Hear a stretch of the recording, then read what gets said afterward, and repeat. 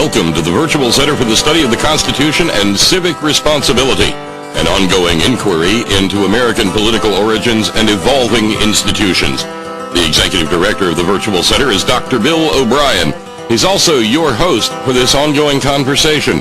Here he is now, Dr. Bill O'Brien. Thank you very much, Bob Kincaid, and welcome to the third edition of the Virtual Center for the Study of the U.S. Constitution and Civic Responsibility this week. Today is Wednesday. It is the 27th day of August. It is a pleasure to be with you once again for our full period today, two full hours today.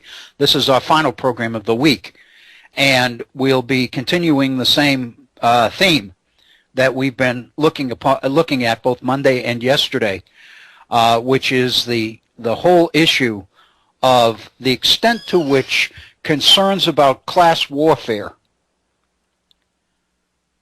are a factor in the drafting and the ratification of the Constitution of the United States. Again, we are not, in no way am I trying to suggest that everybody needs to forego and abandon everything that we knew before. I'm not saying that.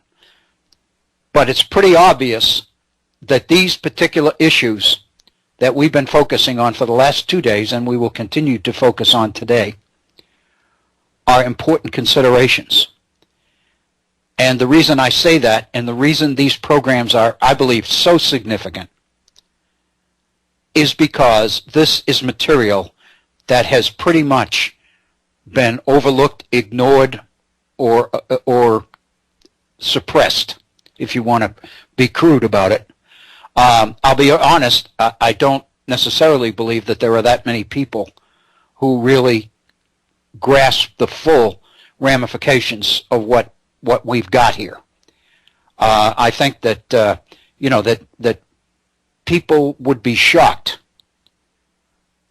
to be confronted with some of the source materials available during the Constitutional Convention and during the struggle for ratification of that Constitution. I believe the letter that we have here, written in 1829 by James Madison toward the end of his life, when he's an elderly man, I think is one of the most significant and insightful and important pieces of historical evidence that I've had in my hands for a long time. We would love to hear from you. I especially solicit your input on this stuff because it is so controversial. I think it is so important to get this out there for a number of reasons. And I would love to hear from you. Again, Bob Kincaid, in his introduction to the program, refers to the Virtual Center as an ongoing conversation. That is the goal. But again, that requires some interaction. And I would love to hear from you. We have a phone number that is reserved just for that purpose. We would love to hear from you.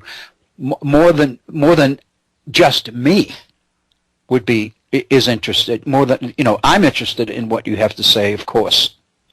But I think our other listeners would be equally interested to get a sense as to what you think, because I'm sure all of them are reflecting upon this information for themselves, and they're drawing their own conclusions. I think they would like to hear other people's conclusions as well. Our phone number is area code 304-574-8178. That's 304-574-8178. If you'd like to communicate directly with me via email, then please feel free to use my email address, waobrien906@gmail.com. That's waobrien906@gmail.com. For those of you who were with us yesterday, you do recall that we spent the entire program yesterday, even though it was an abbreviated program. We started a half hour late, as we do every Tuesday. But we spent the entire program on Madison's 1829 letter. And that particular letter was cited at the end of the programs last week when we were talking about Madison's projections as to the growth of population in America and what that might mean in terms of the need to alter and adapt the political structure to the changing circumstances. And I made reference yesterday, Bob Kincaid made reference as well, to the fact that the more we think about this, the more we begin to recognize that here's James Madison, the so-called father of the Constitution, acknowledging that in order to survive, the Constitution of the United States must be a living document. It must be able to adjust to change in order to survive. Madison believes, as we know from his notes on the state of Virginia, Jefferson believed also that the strength and stability and security of this nation in the 18th century was to a significant degree determined by the extent to which the nation remained agricultural. As long as we became and remained a nation of yeoman farmers, independent farmers who worked their own property, we would remain a stable, secure society in which individual freedom would not only be possible, but would remain a priority. But Jefferson's concern, as reflected in his administration when he was president, Jefferson's concern was that we had to do everything we could do in this country to avoid the creation of large urban areas, huge cities, where we would attract increasing numbers of low-paid and unemployed, propertyless people.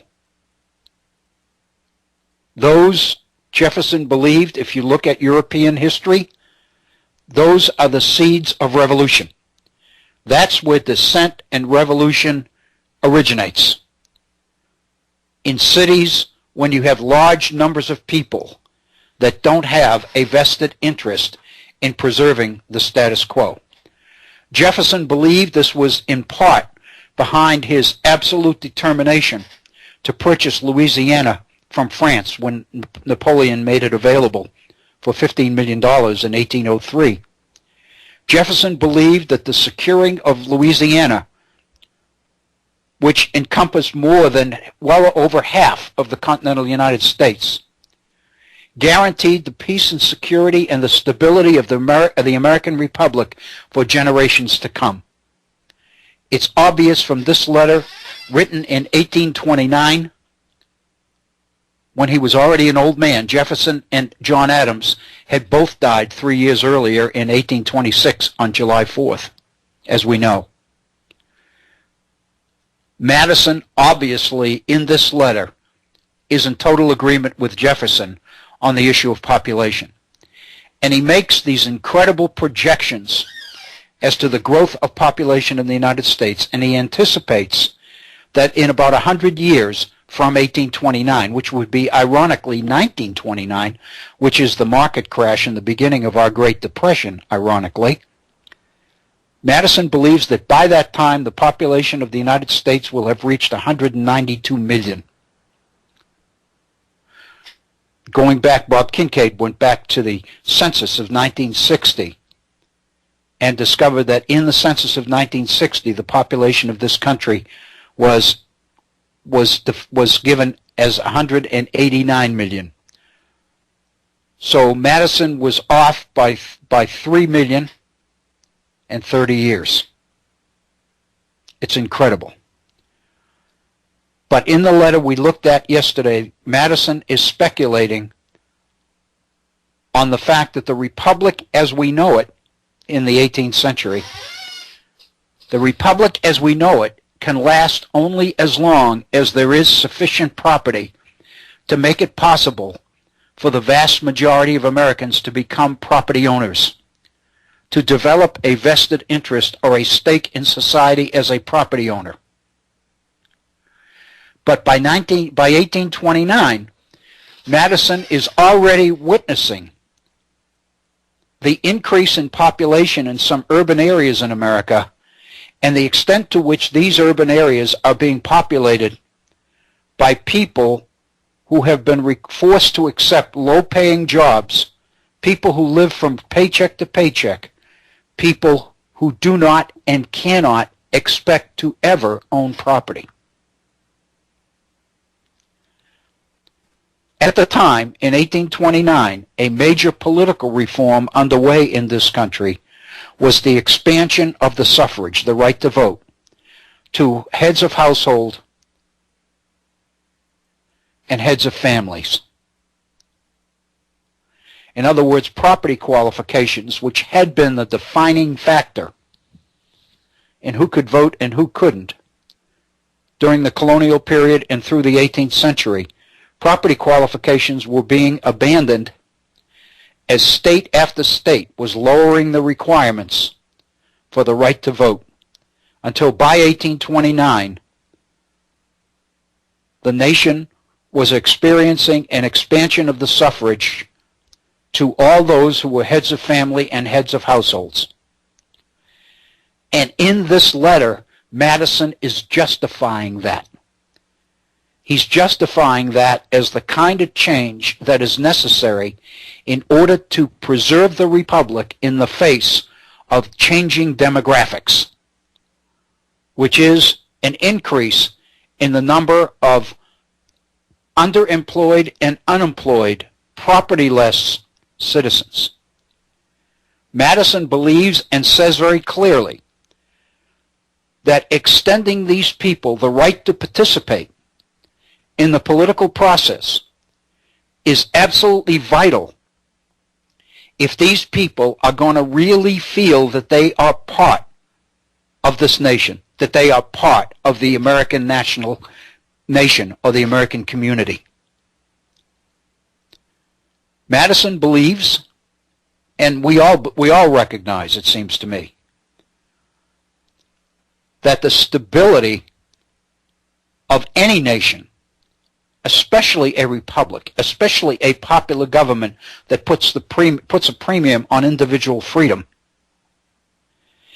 is a nation which must do everything that it can do to make it possible for people to be included, to feel included, to acquire property.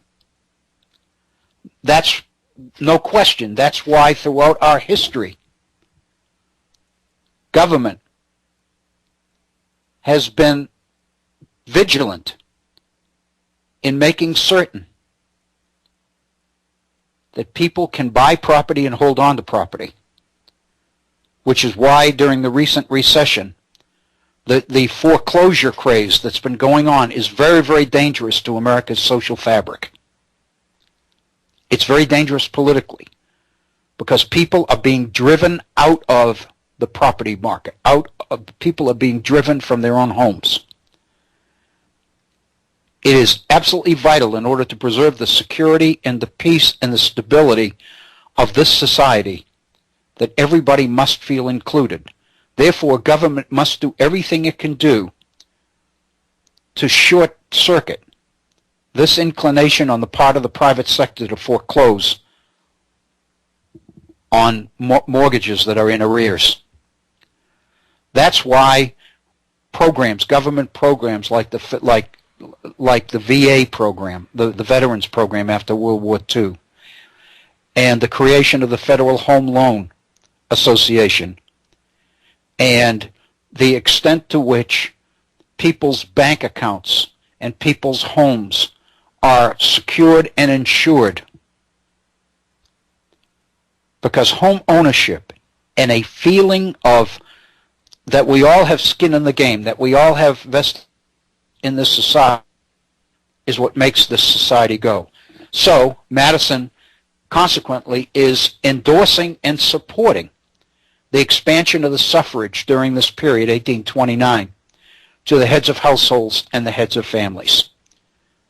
Because he points out in a republic where the demographics are changing so rapidly and the population is increasing so rapidly, it's pretty evident to Madison that if you look down the road, this nation is going to have to make significant changes in the way it is governed in order to preserve the nature of popular government, the republic itself. Madison predicts in this letter that within 100 years the population will have reached 192 million people. At that point, Madison believes a major change in the way we govern this society is going to have to be made. And as we saw day before yesterday, on Monday, in a number of the quotations that we looked at, a number of delegates at the Constitutional Convention were saying the same thing. At some point in time, this nation's going to have to turn to a monarchy. We're going to have a king of some sort. We're going to have some sort of a strong central government that is more powerful than either the property owners or the property-less. Because there's no question that those two groups are going to be at each other constantly. There's got to be a power over them in order to maintain peace and in order to manage that competition. Because if we don't, we will have class warfare, civil war in this society based on the widening gap between the few who have and the many who don't. I think this is one of the most powerful letters that I've seen in a long time from this early period of American history. It is a classic statement as to what is necessary in order to preserve the concept of community in America, given our political system, given our commitment to individual freedom, given our commitment to a republican form of government and the values and ideals associated with that. Educated citizenry, the ability to participate, the ability to select your representatives, every reason in the world to believe that your representatives are listening to you, that you have a voice, that you are heard, that what you believe and what you think matters, and all of these other things that we take for granted in this society. All of it is contingent on having the bulk of our citizens feel that they are included. That's one of the reasons why the issue of race has been such a volatile issue throughout American history. Not only was race a key factor in the Civil War, but race has remained a key factor ever since then, because very honestly, this nation has never quite been able to figure out how to achieve the ideals that this nation was founded upon. If you believe that this is not still a struggle, I would just remind you of the turmoil that we have been witnessing on television over the last couple of the weeks in Ferguson, Missouri. The extent to which race is a factor in the way police officers police and the way citizens respond.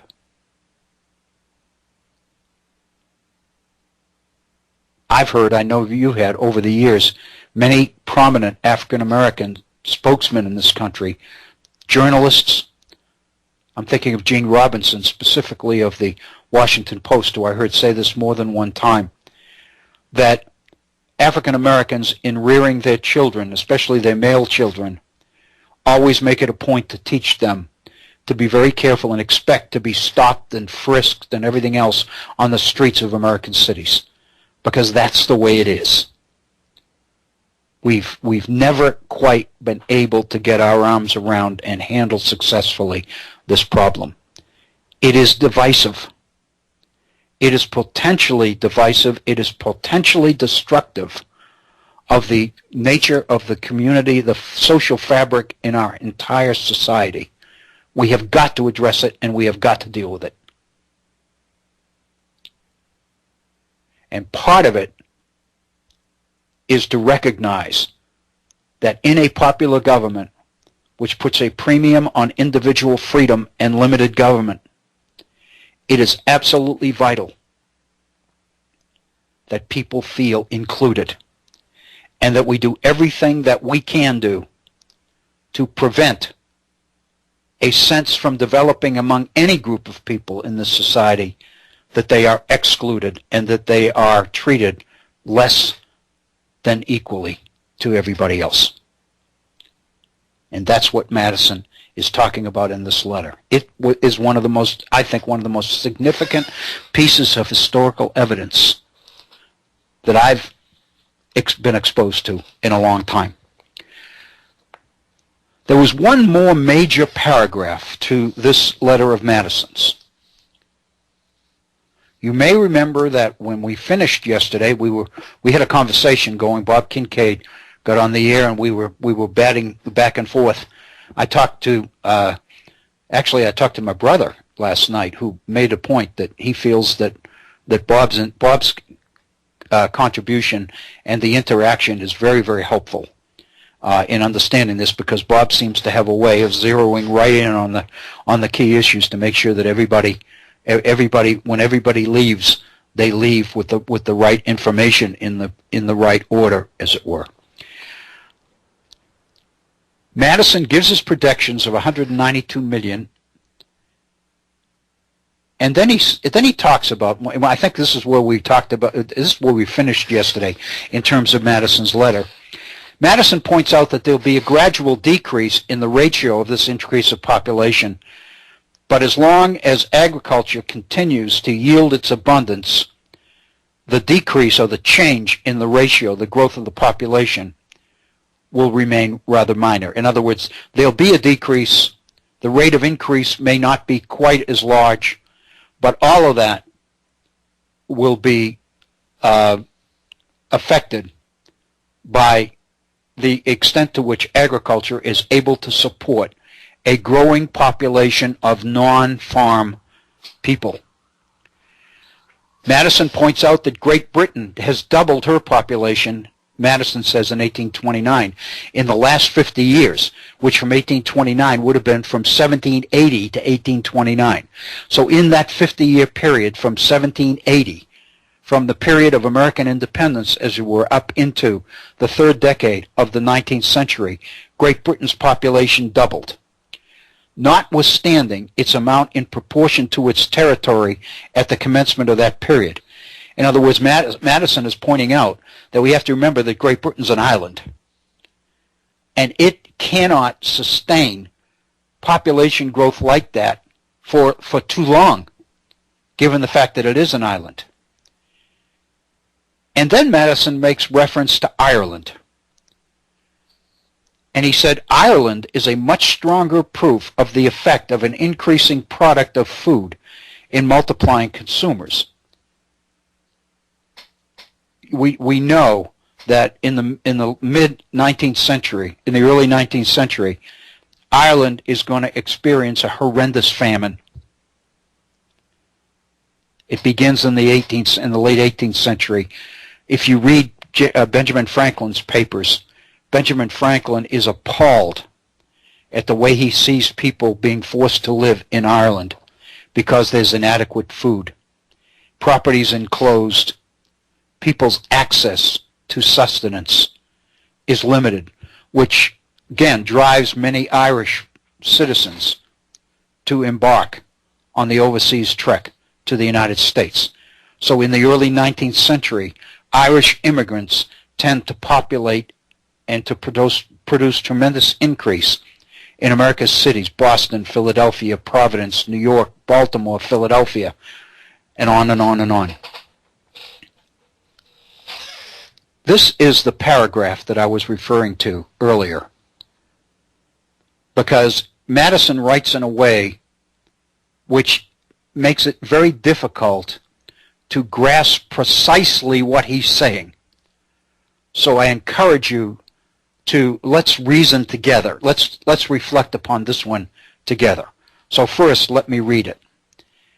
Madison says, how far this view of the subject will be affected by the Republican laws of descent and distribution in equalizing the property of the citizens and in reducing to a minimum mutual surpluses for mutual supplies cannot be inferred from any direct and adequate experiment, period.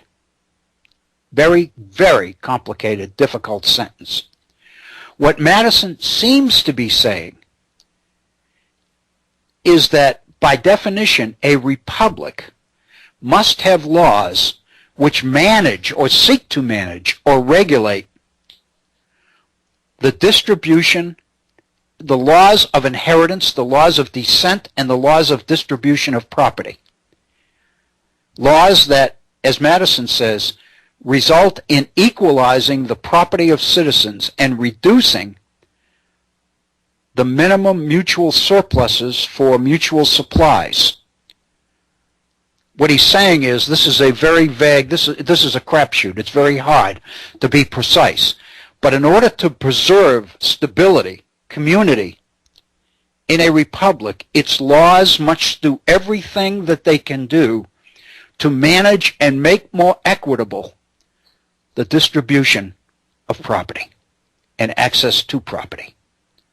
One result of this, Madison says, one result would seem to be a deficiency of the capital for the expensive establishments which facilitate labor and cheapen its products on the one hand, and on the other, of the capacity to purchase the costly and ornamental articles consumed by the wealthy alone, who must cease to be idlers and become laborers. Period. This is totally my interpretation. I would love to hear yours. In that sentence, Madison seems to me to be saying that in a republic, the need to manage the distribution of property and the descent of property in such a way in order to preserve the stability and order of society, in order to preserve the republic itself, one must face reality. And that reality is a deficiency or a decline in the capital available for ostentatious living by the wealthy. He says, one result would seem to be a deficiency of the capital for the expensive establishments which facilitate labor and cheapen its products on the one hand, and on the other, of the capacity to purchase the costly and ornamental articles consumed by the wealthy alone, who must be idlers and must become laborers. Madison is saying that in a republic must accomplish, they must provide for the kind of in economic expansion that facilitate labor, in other words, create jobs, and at the same time cheapen the products, in other words, make available to as many people as possible items and goods that only used to be available to the few. In other words, the access to the good life, access to goods and services that only used to be available to the few, must be available to a wide range of your community. That's one thing that these laws of distribution and descent must do.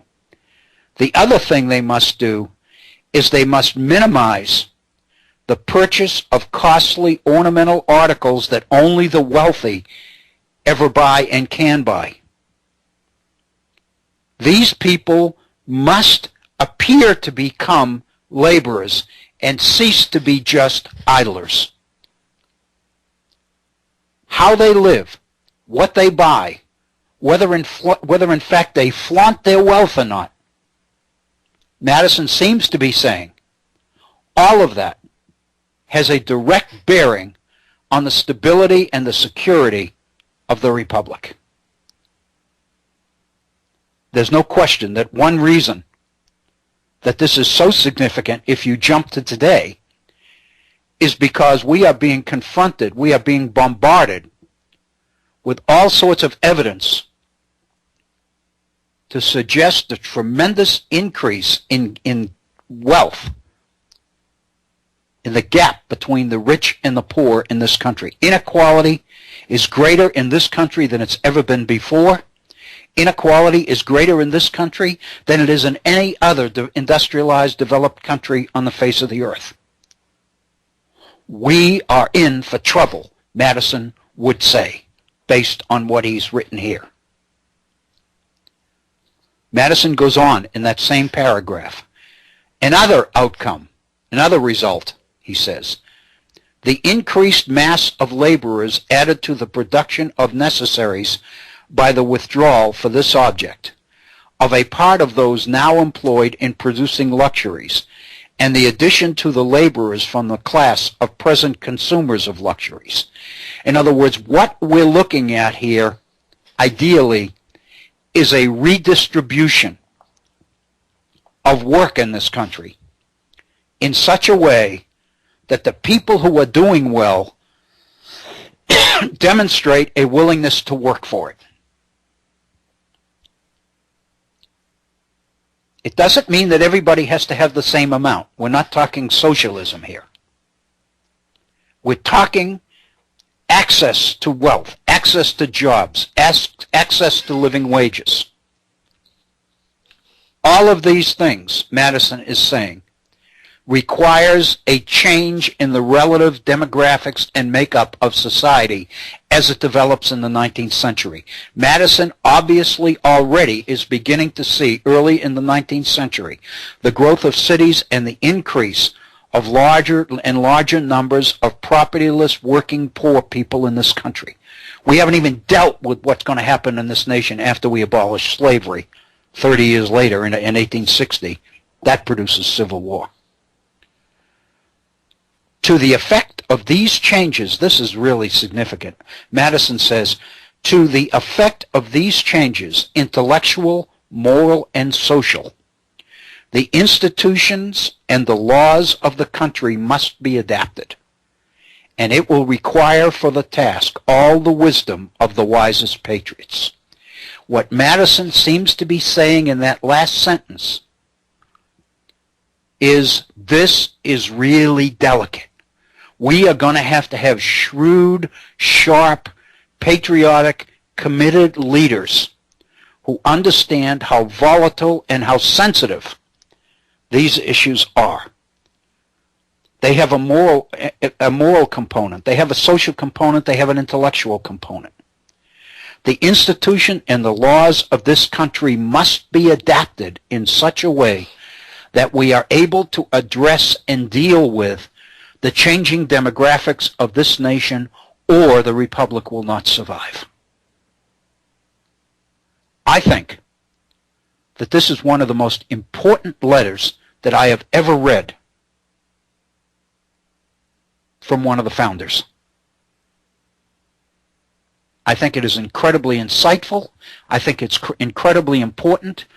And I think it serves to contradict all of those people that would try to appropriate or to claim Madison, his Federalist number 10, his Constitution, for themselves as protecting the ideal of individual freedom, competition, and government's number one priority of protecting private property. Government's number one priority is to deal with and to govern, is to secure the public interest. The public interest is a peaceful, secure society in which everybody feels that they are important and they have a part to play and they are welcome and they are treated equally and they are treated with respect. That's the public interest. That's what our political system is about. That's what the ideals and the vision and the goals of the founders were. I think we really need to begin to rethink some of the assumptions and misapplications of information that we've been exposed to over the years. And then finally, Madison closes his letter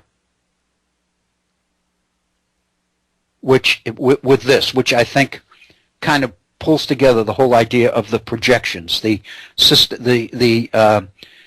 statistical analysis on population growth that he's done.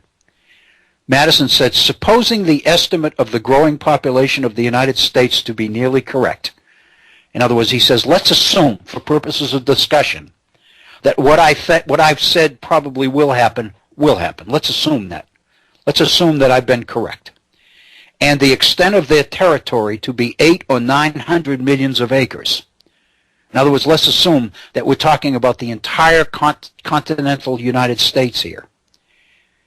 And 1/4 of that to consist of arable surface. In other words, at least 1/4 of the available land will be conducive to farming, to agriculture. There will, he says, all of these things being true, there will in a century or a little more than a century be nearly as crowded a population in the United States as in Great Britain or France. And if the present Constitution, with all of its flaws, has lasted more than half a century, it is not an unreasonable hope that an amended one will last more than a century. If these observations be just, every mind will be able to develop and apply them. So what Madison says at the very end is, if you assume my numbers to be correct, my projections to be correct, then in about 100 years or a little bit more, America will be facing the same kind of demographic challenge that Great Britain is currently facing at that time. And the Constitution, the republic that we have, will have to adapt, James Madison is saying. So what Madison is saying is that the Constitution of the United States, which he designed, the Virginia Plan, was appropriate for the nation as it existed at that time. But Madison is also saying that he recognizes that as change happens and as population grows and as more and more of the population is not farming but is in manufacturing, then the republic, the Constitution, will have to adapt to these changes if it is going to survive. I would suggest to you that James Madison himself has answered Antonin Scalia about originalism in the Constitution of the United States. Madison himself is saying the system that we have put together will work at best for 100 years. And then we better be ready to adapt it. Because if we don't, we're going to lose it. I would suggest to you that many people right now, given the kinds of things that are happening in this country and around the world, many people cynically are beginning to look at what's going on, look at the evening news today, and are beginning to say to themselves, maybe this is the beginning of the end. Maybe this is a recreation of the fall of Rome. I mean, how many times have we heard that? I think that what we have done here at the Virtual Center, and we are just beyond the first half hour of our program today, I think that what we have seen in Madison's letter is that James Madison himself has appeared before the Supreme Court of the United States, specifically before Antonin Scalia, and if he was still alive, Robert Bork, who was the first spokesman for the idea of originalism in interpreting the Constitution, and suggesting that the man who wrote it acknowledges that it must adapt. We must be willing to adapt it to changing circumstances. What Madison is suggesting, I believe, is that the only way that this nation is going to survive is with government from dedicated, visionary, committed, progressive individuals who are willing to put aside their own self-interest and constantly focus on the public interest and the preservation of the community, of the nation as a whole. Those are the kinds of people we better elect. I would suggest to you this says a lot about the coming elections this fall. It says a lot about the Tea Party. It says a lot about the Koch brothers. It says a lot about the right and the efforts to reform through a second convention, the Constitution of the United States, to try to take us back to the Confederation period. I would suggest to you we better be very, very vigilant. I think that this is an unbelievable letter. I hope you agree. We've devoted a lot of time here at the Virtual Center to this particular letter. And I invite you to go online yourself and get a copy of it. In Google, under search, just type in James Madison projections on population growth, and you will get selection from the Madison Papers, Chapter 16, which is Madison's Thinking on Suffrage, written in 1829, from the Madison Papers, Volume 4, pages 28 to 30.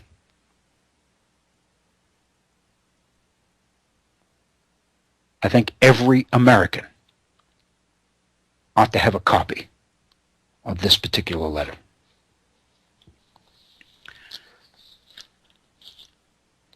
All of this is part of the theme that we talked about at the beginning of Monday's program this week, which is the extent to which what many people refer to as class warfare, the conflict between the poor and the wealthy, between those with property and those without property, was a consideration, a major consideration at the Constitutional Convention in terms of the way the Constitution was drafted, and a major consideration in the minds of those who voted to ratify it. We looked, if you remember, a few days ago at a number of quotes from Gouverneur Morris, from Benjamin Franklin, from Hugh Williamson in North Carolina. We looked at statement after statement which indicated that many of the delegates at the Constitutional Convention believed that at some point in time we were going to need a king. But in the interim, we could have a republic provided the political system we create is as stable as possible. That was Hamilton's speech on June 18th. We've got to create, at that point, he was making to the convention an argument pointing out that neither the Virginia plan nor the New Jersey plan, he felt, was strong enough to be successful. Consequently, he gave us his own plan. I want to share with you another source we have consistently talked about here throughout the life of the Virtual Center, the 17 months or so that we've been on, that what we know about the Constitutional Convention is pretty much because of the notes, the extensive, copious notes that James Madison took of every session. Madison never missed the convention. He was there every day. He took notes. What we know about what happened and who spoke about what are thanks to Madison's notes. But we must also remember that James Madison is a human being. He is not a machine. He's not a computer. He's a human being. He's a politician. He's a Virginian. He has an agenda.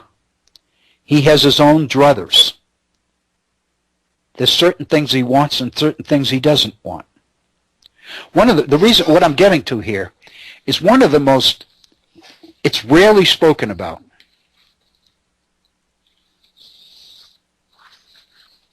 But very early in the convention, if you remember, the convention was due to convene on the 14th of May.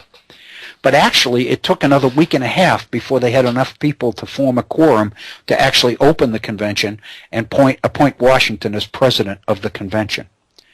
So the convention didn't really start in earnest until late in May of 1787.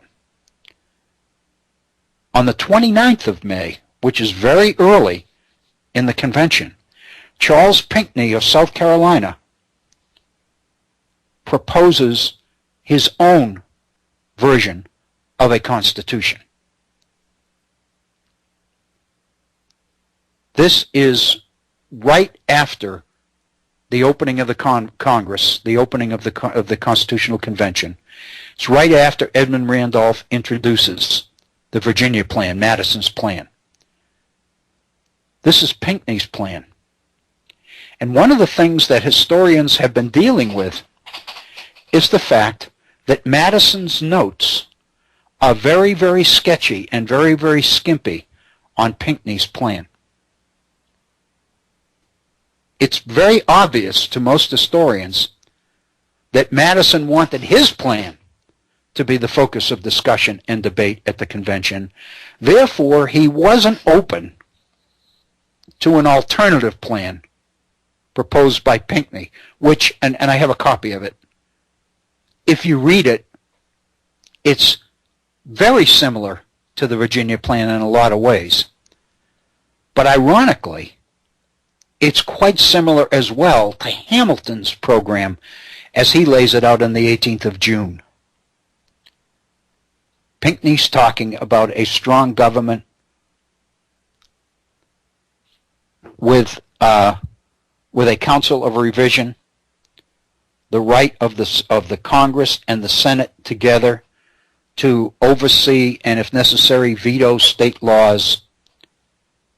And Pinckney's, the point I'm trying to make is Pinckney's plan is difficult to get a hold of because in depending on Madison's notes, Madison doesn't give Pinckney's plan anywhere near the attention or the space that it would seem to warrant. The reason I introduced this at all is because what it says to me is that Madison was not receptive to Pinckney's plan. The Virginia plan was already on the table, and that was the way Madison wanted it. That's what the plans were, and so therefore he mentions the fact that Pinckney introduced the plan, but he doesn't say what it was. But because some notes were taken by others, Robert Yates of New York, for example, Pinckney's plan is laid out there in some detail, but it's not in Madison's notes, and I think we need to acknowledge that. And then, of course, on the 18th of June, in a 6-hour speech, Hamilton takes the floor and introduces the plan, which we looked at here at the Virtual Center a few weeks ago. We've been talking about the theme, or the extent to which the fear or the threat of class warfare in America was a factor. And if you remember on Monday, and again yesterday as well, we looked at Hamilton's Federalist number 9 when Hamilton talked about the strong union as being a safeguard against domestic faction and insurrection. And then, of course, the next Federalist paper is number 10, written by Madison, and that's the one that gets all the attention. I think the one thing you will note between number 9 and number 10, between Hamilton's effort to deal with faction and Madison's effort to deal with faction, a major difference, it seems to me, is that Hamilton's strategy for addressing the problems of faction is to create a government strong enough to control them. Madison's approach in number 10, acknowledging that factions are sown in the nature of man, is to create a system of internal checks and balances which makes the majority faction unable to organize and execute its plans of oppression. That's a quote from Federalist number 10. So in other words, Hamilton relies principally on the power of government to manage and control factions. Madison believes that if you create the proper system internally, you make it impossible for factions ever to surface and become functional. So in other words, Madison develops a systemic way of addressing the problem of faction. Hamilton is looking specifically, clearly, at a top-down, creating a government with enough power to address whatever challenges factions might create. But again, we looked at the first paragraph of Hamilton's Federalist number 9, and without reading the entire sentence, paragraph again, you will remember that Hamilton was talking about the peace and stability of the states in order to serve as a barrier against domestic faction and insurrection. And I'm just running through this paragraph, identifying the language, the words that Hamilton uses. The theme here is without question domestic factions and insurrection. Feeling sensations of horror and disgust at the distractions with which republics have always been continually agitated and exposed to a rapid succession of revolutions, constantly buffeted between the extremes of tyranny and anarchy. Furious storms that come to republics. Sedition, party rage, tempestuous waves of sedition. The vices of government.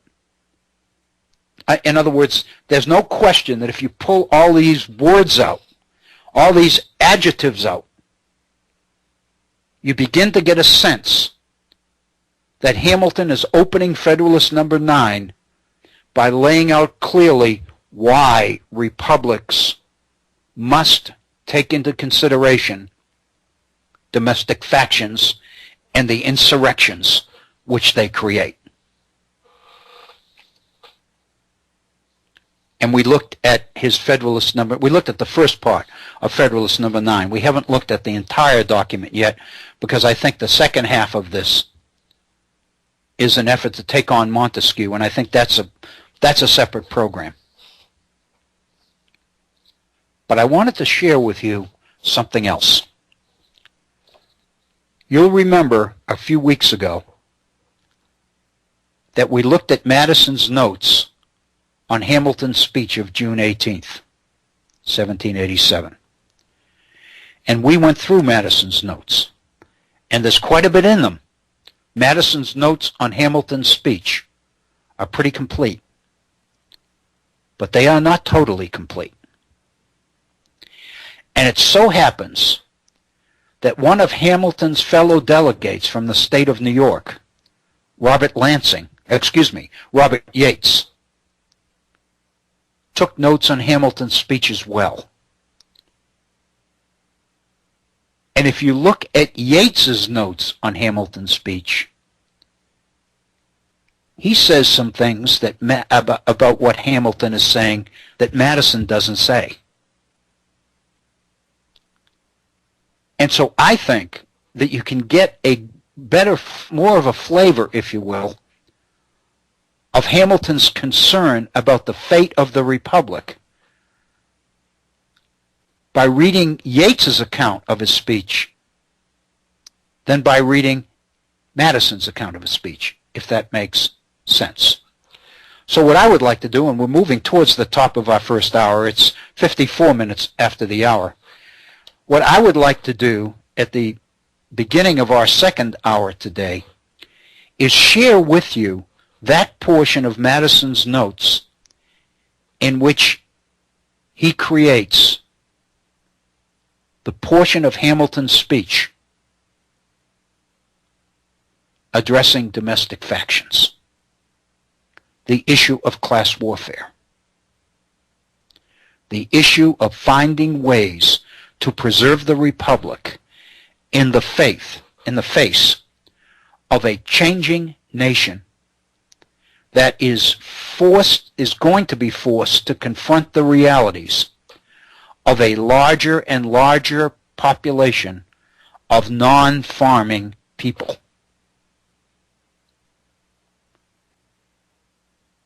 Consequently, a political republic that must be willing to adapt to the demographic realities that the nation is sure to face. There's no question that in Federalist number 9, Hamilton is laying out to the voters of New York why they should support the Constitution of the United States, because the Constitution of the United States promises a way to deal with the threats of insurrection created by domestic factions. It's important to mention, however, that while Federalist number 9 is a paper in support of ratification of the Constitution, the first time that Hamilton addressed this issue was at the convention, when he was telling the delegates that neither the Virginia plan nor the New Jersey plan would work because they weren't strong enough. So in effect, what Hamilton has done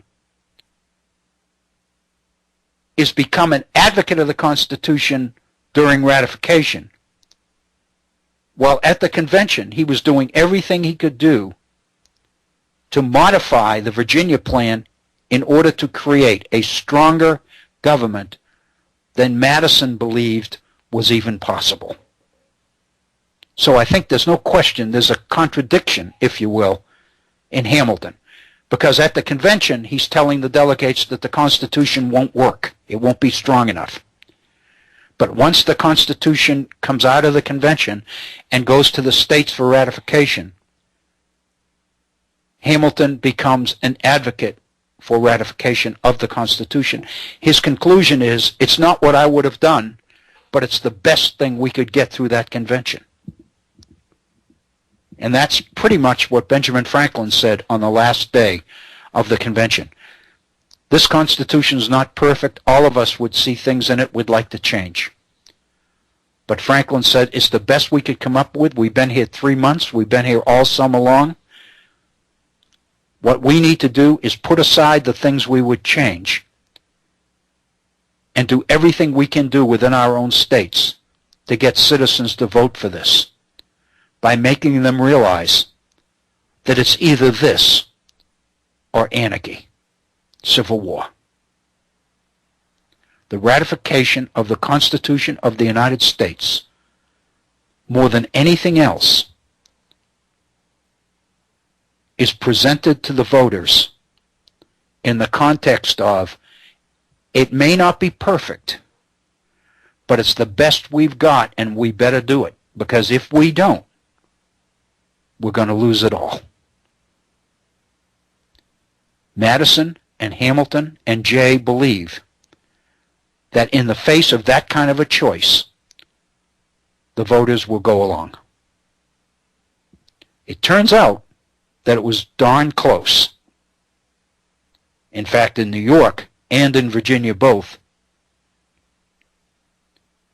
the majority of the delegates elected were opponents of the Constitution.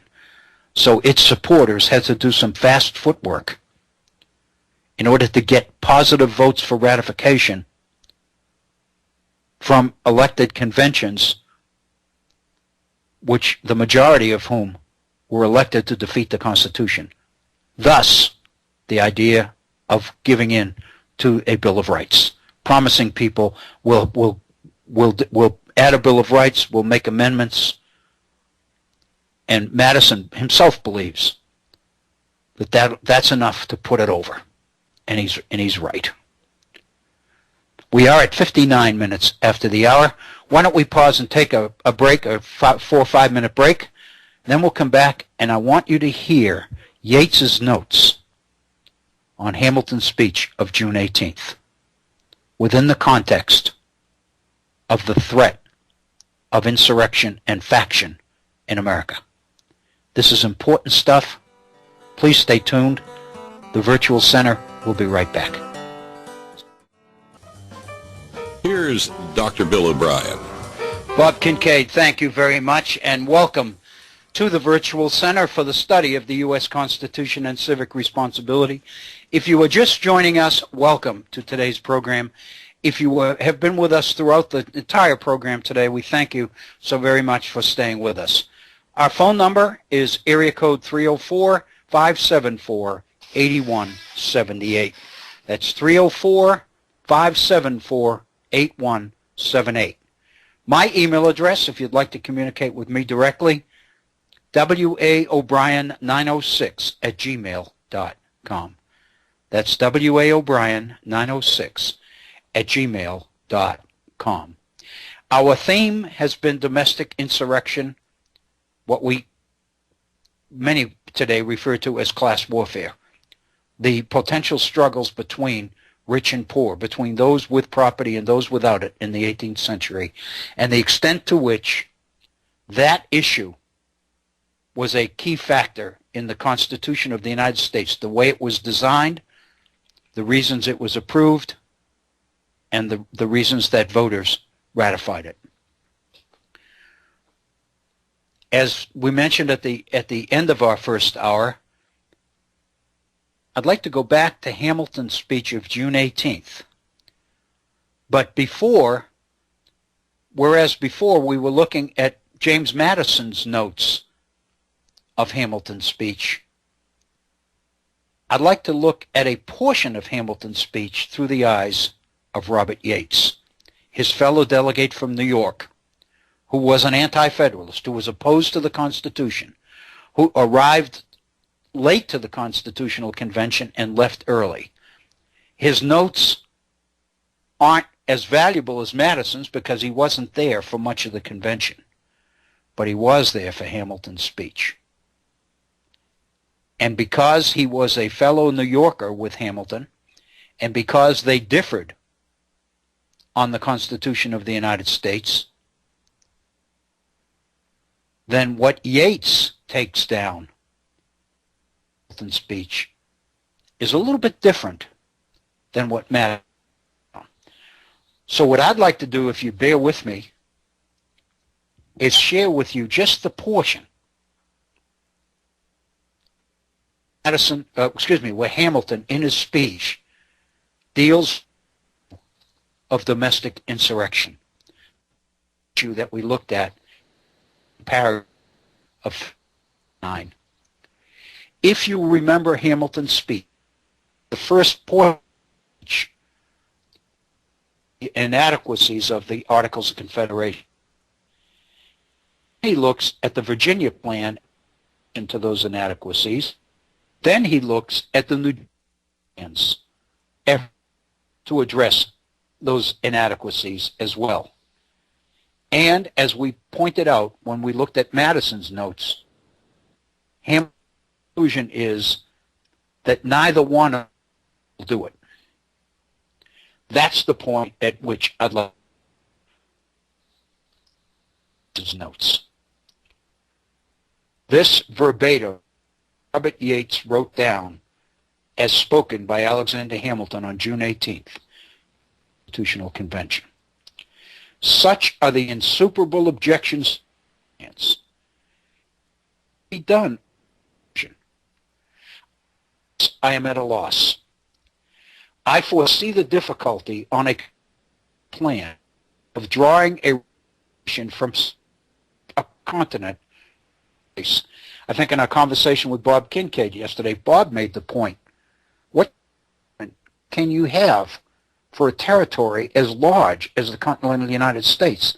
It seems to suggest that those who were worried about the nature of a republic because of the extensive of the United States were making some sense. That was Bob's point yesterday. Hamilton goes on. What can be the inducements for gentlemen to come 600 miles to a national legislature? How are we going to get people to be willing to commit to this? The expense would at least amount to 100,000. I'm assuming that would be 100,000 pounds of shillings or something. This, however, can be no conclusive objection if it eventuates in an extinction of states' governments. Here's where Hamilton introduces the idea that while this government promises to be expensive, we can recoup some of the money by abolishing the states. He says, this, however, can be no conclusive objection if it eventuates in an extinction of state governments. The burden of the latter would be saved, and the expense then would not be great. State distinctions would be found unnecessary, and yet I confess to carry government to the extremities, the state governments reduced to corporations and with very limited powers might be necessary, and the expense of the national government would become less burdensome. So what Yates is dealing with, and Madison dealt with this in his notes on Hamilton's speech as well, what Hamilton is basically suggesting here is that we can partly offset the tremendous expense of national government over a territory this large by abolishing the state governments, the state apparatus of separate legislatures and separate governors and all the rest of it. But he admits, Hamilton admits, we're going to have to keep local governments in order to make sure that government reaches all the extremities, all the extremes of the nation. So we're going to have to keep something local. But they don't need to be the same power as the states now. They would be reduced to corporations with very limited powers. But on the other hand, they would be so much less expensive that would make the cost of the national government less burdensome. This is the paragraph that I wanted to bring to your attention. Yates goes on, "Yet I confess," now this is Hamilton speaking, of course, "Yet I confess I see great difficulty of drawing forth a good representation. What, for example, will be the inducements for gentlemen of fortune and abilities to leave their houses and businesses to attend annually and long?" So Hamilton is raising the question, in order to get good people, gentlemen of fortune and position and abilities, the people we got to have, in order to get them to come here, to man the new central government, what will be the inducements to leave their houses and their businesses and attend here for so long a period? It cannot be wages, Hamilton says, for these, I presume, must be small. Will not the power, therefore, be thrown into the hands of the demagogue or middling politician who, for the sake of a small stipend and the hopes of advancement, will offer himself as a candidate, and the real men of weight and influence, by remaining at home, add strength to the state governments? Hamilton presents a real issue here. This does not appear in Madison's notes of Hamilton's speech. What Hamilton raises here is the fact that we really run the risk of not attracting the best people as representatives, because wages are not going to be enough. They're going to be small, so money's not going to get them here. What Hamilton is afraid of is that if the best people don't come, demagogues, or what he calls middling politicians, will come, because they'll be attracted to the salaries even if they're small, and they'll be looking for advancement. They'll be looking to network. They'll be looking for advantage in the contacts they make, so they'll be willing to serve.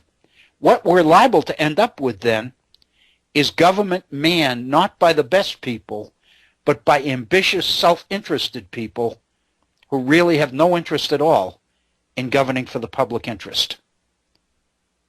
Consequently, what Hamilton is concerned about is we've got to find a way to get the best people here. We don't want the less than best, because the challenges are going to be so great. Not only that, but if the best people stay home, then their state governments are going to get the advantages of their talents, when in fact it's the national government that needs them. So again, back to Hamilton. I am at a loss to know what must be done. I despair that a republican form of government can remove these difficulties. Whatever may be my opinion, I would hold it, however, unwise to change that form of government. Even though I think republican government as such is in danger, it would be my opinion that it wouldn't be a good move to change that form of government. We can't, the people will not accept anything but a republic. We need to face facts. So somehow we're going to have to deal with a republican government, but we're going to have to structure it in such a way that it'll overcome the problems and the concerns we've talked about. He says, I would hold it, however, unwise to change that form of government. In other words, we can't tamper with republicanism. That's what our people are committed to. That's what they expect, and we better deliver. Hamilton says, I believe the British government forms the best model the world ever produced. And such has been its progress in the minds of the many that this truth gradually is gaining ground. People are beginning to recognize, in spite of the fact that we fought a war for independence against Great Britain, people more and more are beginning to recognize the beauty and the value of the British Constitution. It's the best that the world has ever seen. This government has for its object public strength and individual security. In other words, what makes the British government ideal is its ability to combine public strength and individual security. It's able to balance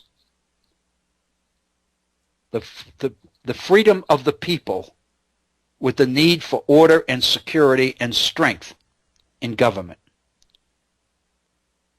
It is said with us to be unattainable. In other words, Hamilton is admitting that the word out there is that the British system for us is not possible, is unattainable. If it was once formed, he said, it would maintain itself. And then he says the following, and this is the part that I wanted you to concentrate on and reflect upon. If it was once formed, he said, it would maintain itself. And then he says the following. Remember, these are Robert Yates's notes. All communities divide themselves into the few and the many. The first are the rich and well-born. The other, the mass of the people. The voice of the people has been said to be the voice of God. And however generally this maxim has been quoted and believed, it is not true in fact. The people are turbulent and changing. They seldom judge or determine right. Give, therefore, to the first class a distinct, permanent share in the government. They will check the unsteadiness of the second, and as they cannot receive any advantage by a change, they therefore will ever maintain good government. That passage, to me, spoken to the Convention of Delegates drafting the Constitution of the United States, may be one of the most powerful statements of the extent to which the assembled delegates are confronting the realities of preserving order in the face of what has always been throughout history, Republican government confronted with internal insurrection and the back and forth balancing of tyranny on the one hand and anarchy on the other. The Constitution of the United States clearly was drafted with this in mind. Let me read that passage again. Alexander Hamilton. All communities divide themselves into the few and the many. The first are the rich and well-born. The few are the rich and well-born. The other, the mass of the people. The voice of the people has been said to be the voice of God. And however generally this maxim has been quoted and believed, it is not true in fact. The people are turbulent and changing. They seldom judge or determine right. Give therefore to the first class, to the few, a distinct, permanent share in the government. They will check the unsteadiness of the second, and as they cannot receive any advantage by a change, they therefore will ever maintain good government. What Hamilton is talking about here,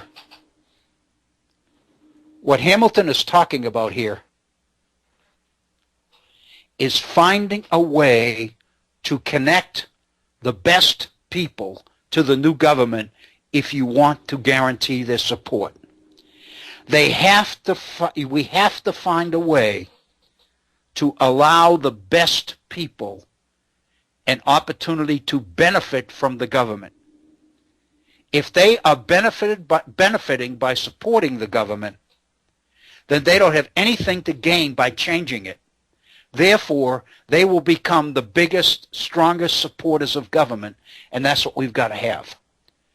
If we want the right people to man this government, we're going to have to pay for it.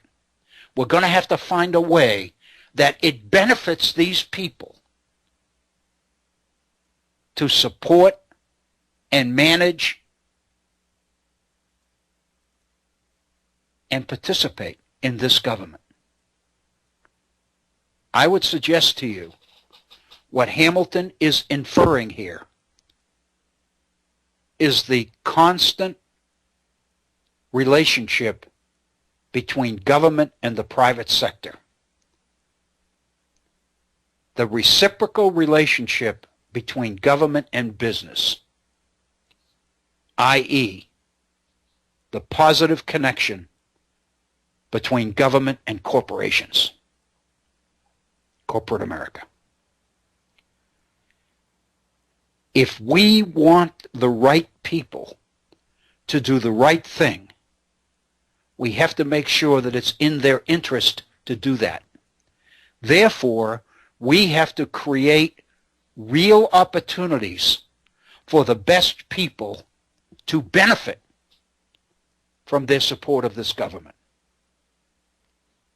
If you look at the program, the financial program that Hamilton creates in the Washington administration as Secretary of the Treasury, if you read his reports to Congress on debt and credit, you will find that Hamilton designs a financial program for the new nation which is designed to reward people for speculation and people's willingness to invest their private fortunes in the future of this country.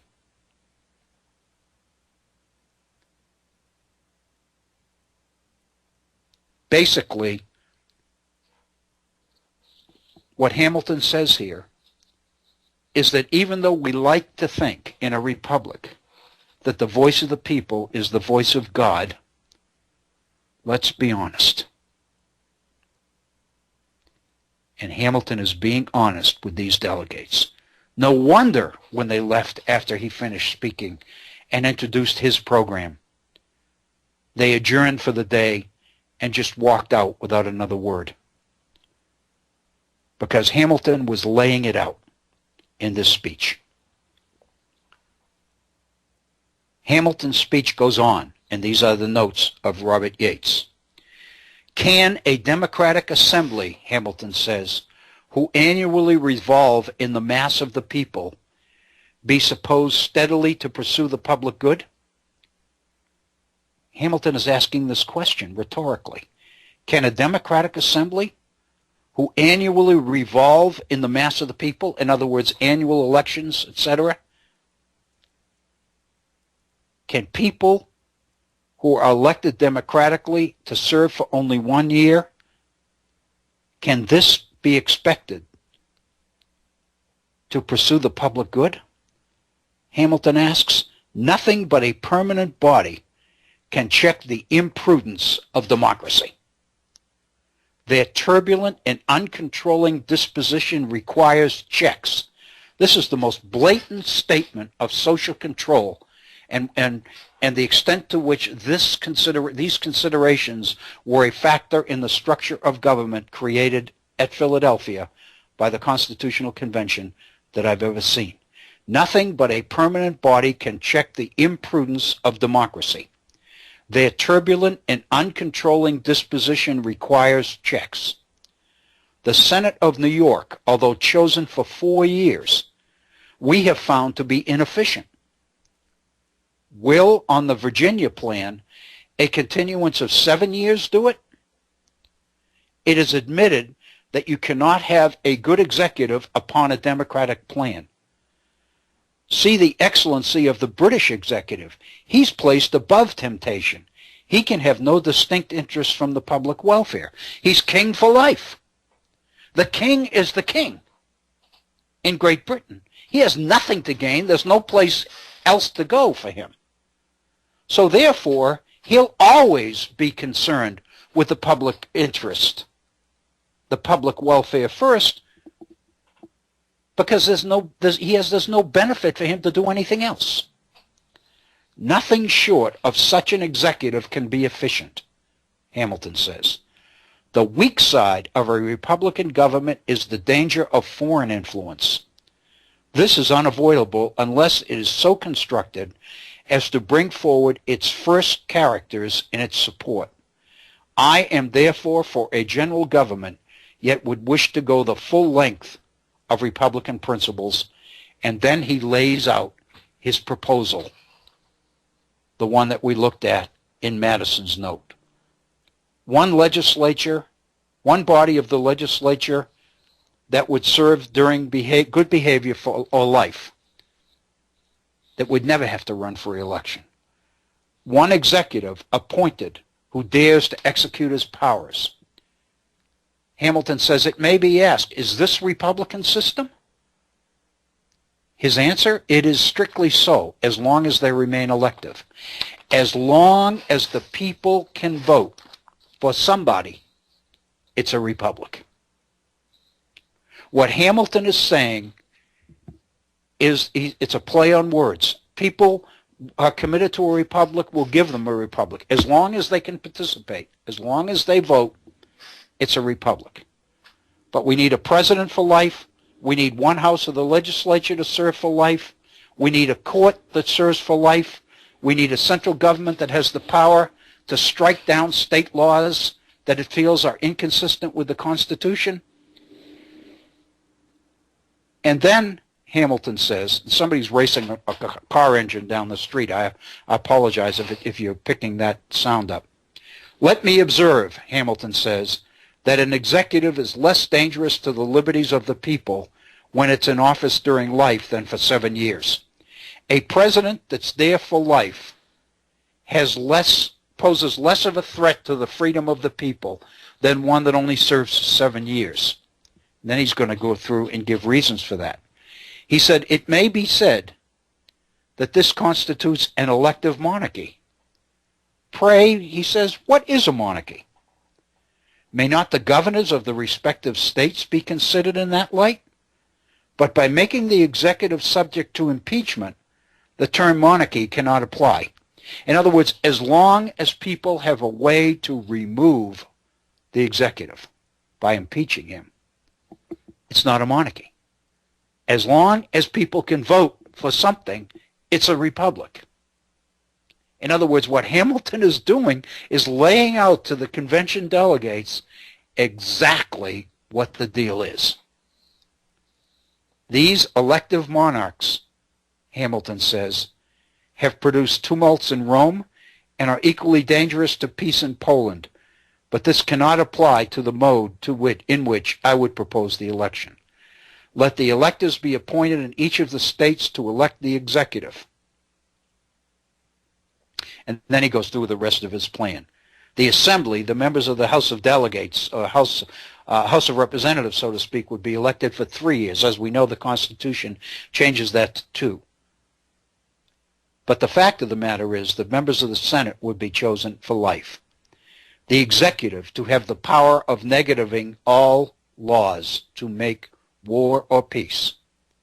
The president has the power of veto over all laws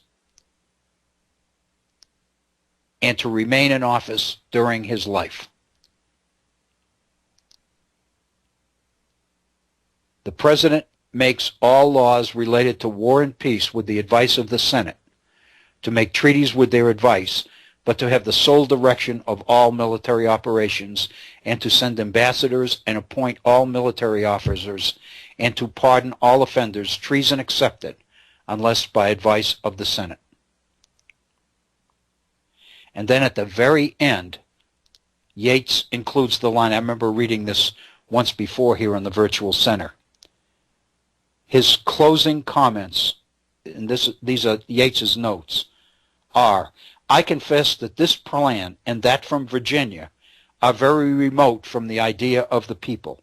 Perhaps the New Jersey plan is nearest to their expectations, but the people are gradually ripening in their opinions of government. They begin to be tired of the excess of democracy. And what even is the Virginia plan but pork still with a little change of the sauce? In other words, he's criticizing the Virginia plan in this speech to the convention by saying it's a different sauce, but it's the same stuff. It's still pork. I would argue that Yates's notes on Hamilton's speech give us a flavor for exactly how serious Hamilton takes the threat of domestic insurrection and the need to control the people. He says straight up, people in this country believe that the voice of the people is the voice of God. And then he said, let's face it, folks, it ain't true. The people are turbulent and changing. They don't know what the heck they're doing. We can't rely on them. We've got to have the best people. We can't afford to have second class, the second best people, because they're demagogues and their priority is their own self-interest. We don't want them. We got to have the best people, the wealthiest, the most stable, the most visionary, the best educated. And in order to get them, we're going to have to buy it. We've got to construct government in such a way that these people derive benefit from serving in and supporting this government. I ask you to think about what is going on, what has been going on for so long in Washington. When these people lose elections, they end up as lobbyists for private corporations. They're able to use their contacts to engage in lucrative private business after they leave public office. It benefits them. People we know, the Clintons being a classic example, come into office as president and leave as multimillionaires. The Senate, our United States Senate, has been called a house of millionaires because the majority of members of the United States Senate are millionaires, many times over, most of them. All of this was envisioned by Alexander Hamilton. If I can, I just want to use this opportunity. We're at 33. We've just gone beyond the bottom of our second hour. So we've got the better part of a half hour left in today's program, and I want to get to something else in a moment. But if I can, let me just make a couple of concluding comments. What a day. We have looked at the vision and the foresight of James Madison in projecting population growth in the United States, which is going to require that the political system we create under the Constitution must be prepared to adapt to the democratic realities of coming generations. We have seen evidence today of just how visionary James Madison was. Now, we're looking at a speech by Alexander Hamilton in which Hamilton also is showing visionary signs in his recognition of blunt reality. You want this government to work? You better get the right people serving in it. You want to be able to get the right people serving in it? You got to make sure it's to their advantage to do so. You can believe all you want, Hamilton is saying, that the voice of the people is the voice of God. But the reality is we know that's not true. The people are turbulent and changing. They don't know what they want. They change from day to day. We've got to get people who have a vested interest in succeeding the most in this society, and we got to make sure that they're the ones who man the offices. If we do it, if we're able to do it, we can make this work. But, Hamilton says, if we start electing people for life and not giving the people the opportunity to vote for them every couple of years, isn't that monarchy? Is that still a republic? And Hamilton says, if the people can vote, it's a republic. If the people have a right to impeach the president for malfeasance in office, then it's really not a monarchy. It's an elected executive. So Hamilton has found a way to rationalize much of the concern that these delegates are going to hear in their efforts when they go home to their states to get the Constitution ratified.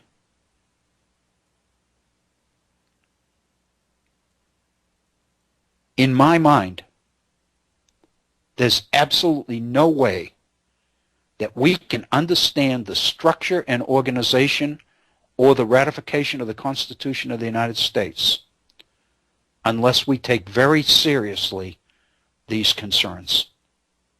When I wrote, and I've mentioned this before, and I don't want to go into this because this is more about me than the subject. But when I wrote my dissertation on ratification of the Constitution in Maryland, this is exactly what I was proposing. That in Maryland, from the research that I did, those who supported the Constitution did so because it was the only way to make sure that the right people called the shots. The only way that you could guarantee that the right people called the shots is if you took power away from the state legislatures and moved it to the national level. As long as it was in the state, and as long as the legislative branch of government was the most powerful branch of government in the state, then power was too close to the people. Government was too susceptible to the demands and the pressures of the people. Representatives were too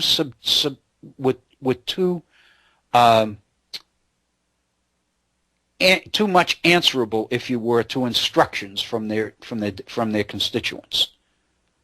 The idea was that in a Republican government, as it was conceived, the people could instruct their elected representative and tell them what they wanted him to do. And if he didn't do it, they would vote him out the next year. Consequently, the people ultimately are calling the shots. The only way to fix that is to take away local government's ability to respond. If you deny the states the power to print money, if you deny the states the power to interfere with private contracts, if you deny the states the power to involve themselves or intercede in any way in private debt, if you create a government that has a judicial system designed to force people to step up and pay their taxes and do what they're supposed to do and obey the law, the only way you're going to get that is from the national level. Because as long as the majority faction can organize, they will control what elected government does. Consequently, by moving power from the state level to the national level, you create the need for a much wider constituency in order to maintain the reality, the existence of a majority faction. As long as the majority cannot organize on a national basis, it does not have power. And if the majority is not governing, the minority is. This is the conclusion that a lot of folks don't want to reach. If you make majority rule impossible, you guarantee minority rule. And what Hamilton says in his June 18th speech is that that's exactly what we want. We want people to be able to participate. That's what makes it a republic. But we can't have a government in which the majority controls and instructs delegates and tells them what to do and how to vote. The reason for that, Hamilton says, because the people are turbulent and changing. They change their minds all the time. They don't know what they want. Their priorities are self-interest. We've got to have people who are willing to focus on the public interest. We've got to have the best people. And in order to get them, we're going to have to make it benefit them. It's going to have to be worth their while to give up a portion of their businesses and their lives and leave home in order to come and serve in this government. So the question is, if you have a government where the rules are being made by the few, government is being controlled by the few, then how do you create a sense of community? How do you keep everybody involved and everybody feeling like they matter? And that's where Madison talked in the previous letter we looked at today about expanding the suffrage and giving everybody the opportunity to participate in the laws under which they must live. Participate in the decisions of government without actually being able to dictate what those decisions are. That, I would suggest to you, is what these documents tell us. But more important, I would suggest, this, more than anything else, I believe, is the context within which the Constitution of the United States is designed, and ultimately, once it reaches the states, is ratified. Those people who are most supportive of ratification of the Constitution are the people who understand this, who see it, for whom it makes perfect sense. But the vast majority of the people don't understand this. The nature of the way we educate our citizens in terms of civic education never gives them the chance to confront the realities that the founders confronted. I think that it's a shame that citizens are not able to access this kind of information. I think they would come to the realization that the founders are a lot more credible and a lot more to be honored than they are. George Washington is important in this nation not because he cuts down cherry trees and but refuses to lie about it. George Washington and Madison and Jefferson and Hamilton and all the rest of them are insightful, well-educated, visionary, creative, committed people. They have a vision, they have ideals, and they were able to come up with a system which made it possible to bring these ideals to reality. As I've mentioned numerous times here at the Virtual Center, it is my fear that technology in the 21st century, cell phones and the internet and all the rest of it, is making it possible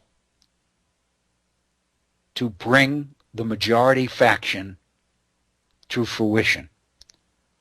I think that we have reached the point in America where the stability and security of the system that Madison and Hamilton created can no longer be relied upon, because we have people running for office and investing in elections all over the nation. We have nationally organized, well-financed, well-organized interest groups. We have people who are able to control the media. In fact, let's be honest, we have a media which to a large extent is reflective of corporate America. It is a corporate-controlled media. All of this, I would suggest to you,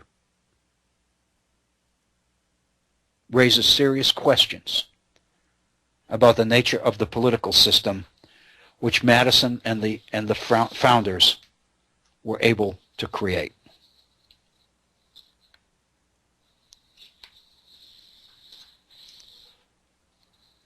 Consequently, and we won't have time to pursue this last portion of this issue about class warfare or domestic insurrection or whatever you want to call it any further than we have, except to suggest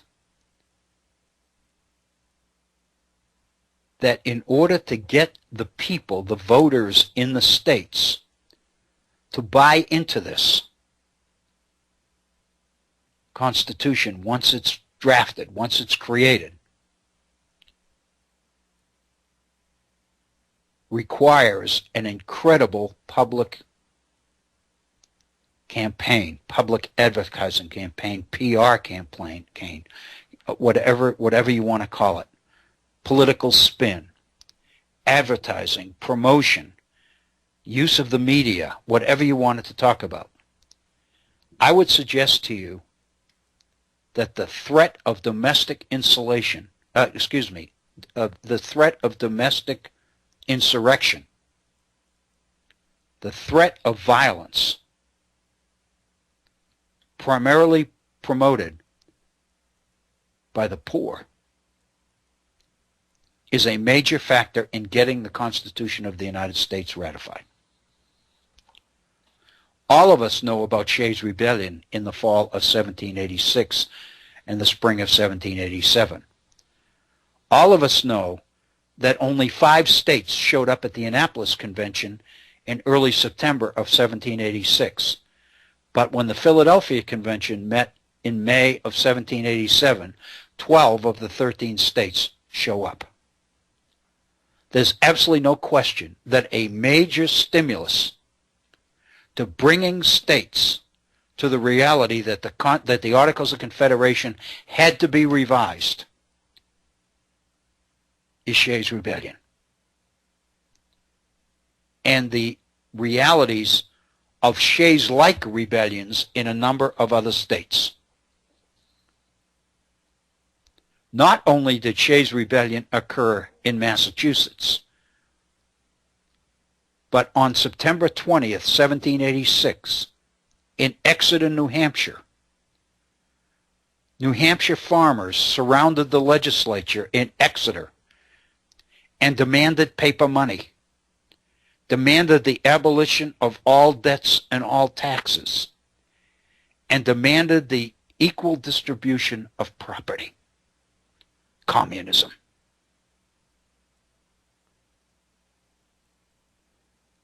The next day, the protesters were routed by the local militia. That was in New Hampshire. Like incidents occurred in Connecticut, Pennsylvania, South Carolina, North Carolina, and Virginia. So it wasn't only Massachusetts. It wasn't only Shays. Farmer insurrections against state governments were happening in many states. But the one that gets most of the attention is the one in Massachusetts, which is referred to as Shays' Rebellion. In effect, Daniel Shays was just one of several leaders of this. Luke Day, Eli Parsons, Adam Wheeler, these were some of the people that were in leadership positions.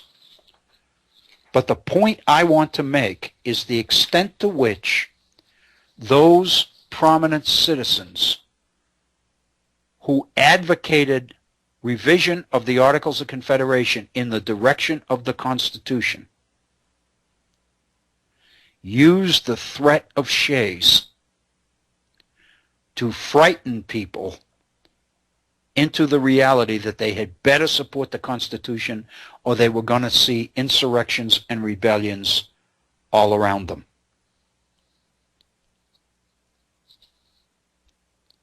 Evidence of this? On the 23rd of October, 1787, right after the Constitutional Convention ends, Henry Knox, 1786, this is before the convention, Henry Knox writes George Washington in Virginia about Shays' Rebellion. And he informs Washington that taxes were not the true cause of the rebellion. Knox explained to Washington that what he called the creed of the insurgents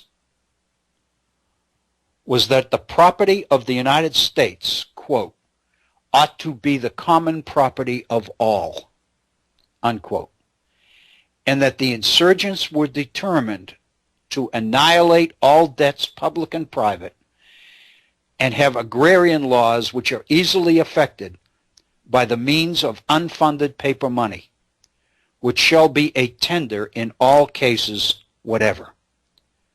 Knox predicted a formidable rebellion against reason, the principles of all government, and against the very name of liberty, unquote.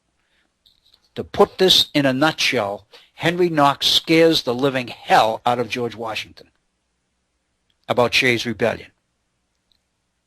If you read this letter and then you read Washington's reaction to it, you begin to realize that Washington said, oh my God, we better get this, we better do something. We better make this upcoming convention in the spring work. Let me read Knox's letter of October 23rd to George Washington again. Taxes are not the true cause of the rebellion in Massachusetts, Knox says. The true creed of the insurgents is that the property of the United States ought to be the common property of all. There shouldn't be private property at all. Everything ought to belong to everybody.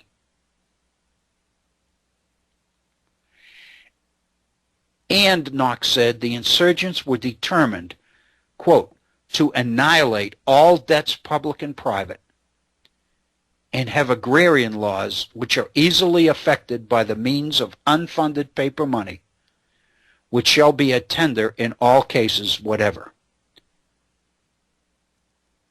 Knox predicted a formidable rebellion against reason, against the principle of all government and against the very name of liberty. Henry Lee of Virginia, who's directly influenced by Henry Knox, wrote to Washington that, quote, "We are all in dire apprehension that a beginning of anarchy with all its calamities has approached, and have no means to stop the dreadful work." He asked Washington to use his influence to intervene in Massachusetts in the face of Shays' Rebellion. And finally, we have 5 minutes left, so let me close the program with Washington's reaction. On the 31st of October, Washington writes to James Madison and says, quote, "We are fast verging to anarchy and confusion." He asked, "What stronger evidence can be given of the want of energy in our governments than these disorders in Massachusetts?"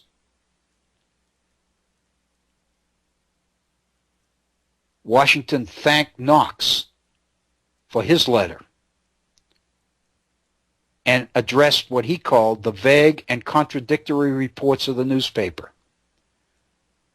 And he says the following to Henry Knox: "When this spirit first dawned, probably it might easily have been checked, but it is scarcely within the reach of human ken at this moment to say when, where, or how it will end. There are combustibles in every state which a spark might set fire to." Unquote. This fear of Shays' Rebellion is not a fear of Shays. It's a fear of what Shays represented, namely the insurrection of the masses against wealth in America.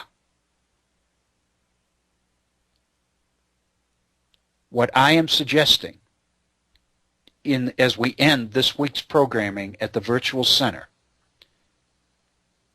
is that there is all sorts of evidence from the sources at the Constitutional Convention and throughout ratification that the fear of populist insurrection and the need to control the masses was a major factor in how the Constitution of the United States was designed, and was a major factor in getting it ratified. There's absolutely no question then that those who are most strong in their advocacy of the Constitution and its ratification are more than willing to use Shays' Rebellion and the other rebellions in several other states in order to promote fear among the general population. Fear of Shays' Rebellion, Washington says, there are like combustibles in other states which at any time a spark can set fire to.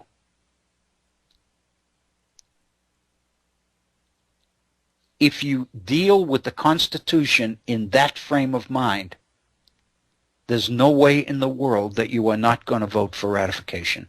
There's no way in the world you are not going to elect Federalists to the ratifying conventions. I think we can begin to see the tremendous challenge that anti-Federalists faced in trying to build opposition to ratification.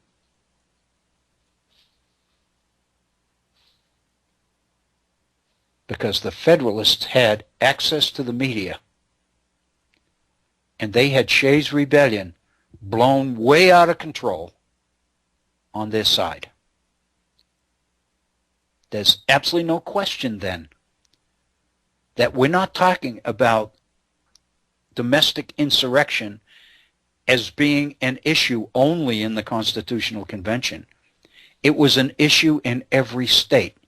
It's what got leading, most prominent people in the states behind the Constitution, because its architects were making it very clear that the Constitution of the United States was the best answer that the convention could come up with to their concerns about domestic insurrection. I think that what is happening in Ferguson, Missouri, what has happened in Ferguson, Missouri, is but an indication that we have not yet totally solved this problem. My concern is we seem to be walking in the opposite direction from the directions we need to be taking in order to address these issues. We need to listen to Hamilton. We need to listen to Madison. We need not to create a second constitutional convention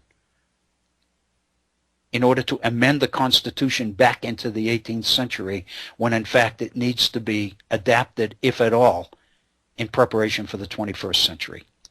We have reached the top of the hour. It's 3 o'clock. Our week is over. Thank you so much. Have a wonderful week. Be safe.